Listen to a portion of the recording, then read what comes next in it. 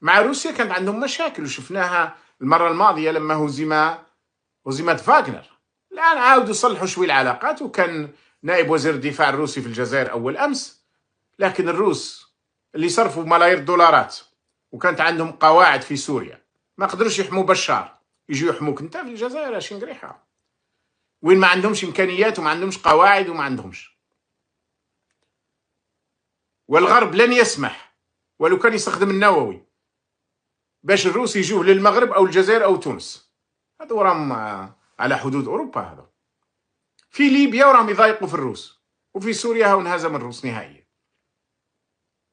بدل من يفهموا باللي العالم تغير والشعب راه غاضب والنهب راه يزيد والرشوة راه تنتشر والفساد يعم والناس تئن، لا، ماضيين في طغيانهم ويعتقلوا في